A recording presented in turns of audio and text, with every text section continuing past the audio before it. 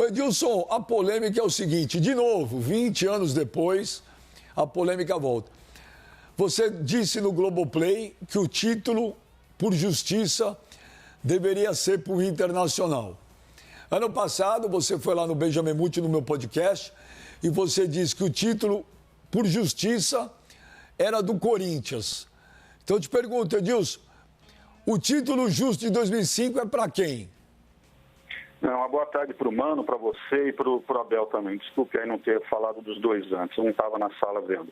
Olha, por justiça, se não tivesse, bem, é muito simples a resposta. Se não tivesse a máfia do apito, o Inter seria campeão, porque o Corinthians, dos 6 pontos que disputou no retorno no jogo remarcado contra o Santos e contra o São Paulo, ele obteve 3 pontos do Santos e 1 do São Paulo, somou 4 pontos.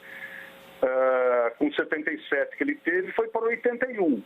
O Inter, que jogou contra o Curitiba, ganhou de 3-2, até por coincidência o jogo remarcado ganhou por 3-2 também, mas não teve, para ele, não interferiu nada, só se interferisse diretamente se ele perdesse ou se empatasse com o Curitiba.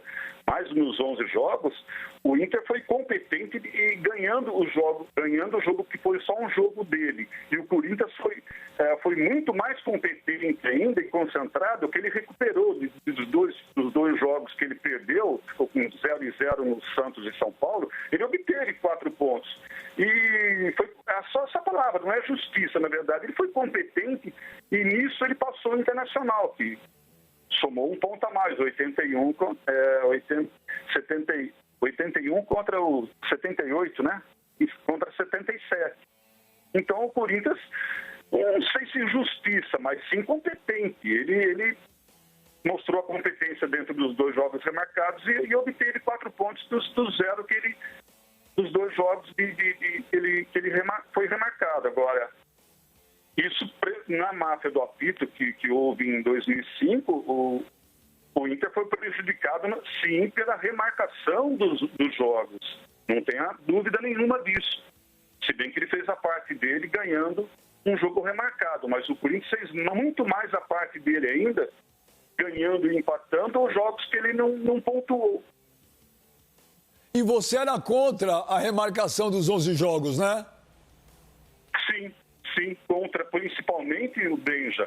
Poxa, eu não atuei nos 11 jogos, eu atuei como árbitro nos 11 jogos, mas não manipulando os 11 jogos.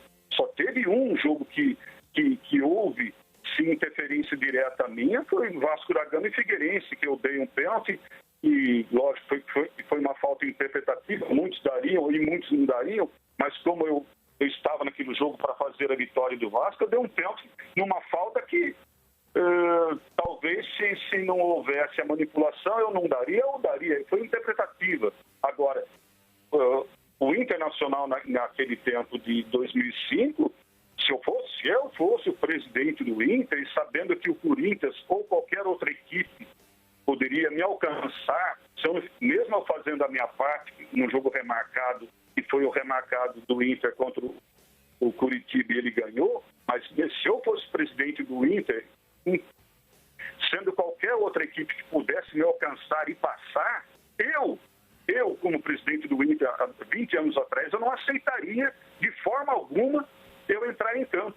Porque se eu pecasse naquele jogo mesmo com o Curitiba, e mesmo assim não pequei, quer dizer, não deixando ele ganhar, mas ganhei os 3 pontos, mas sabendo que outra equipe, e no caso foi o Corinthians, poderia ser qualquer outra, mas foi o Corinthians por coincidência de São Paulo,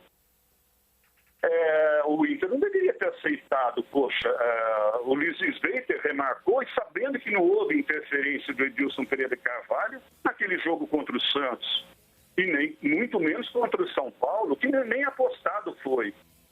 Simplesmente uma mentira do seu André Rizek que os 11 jogos foram manipulados e apostados. Não foram. Então prejudicou diretamente a equipe do Internacional nesses 11 jogos remarcados.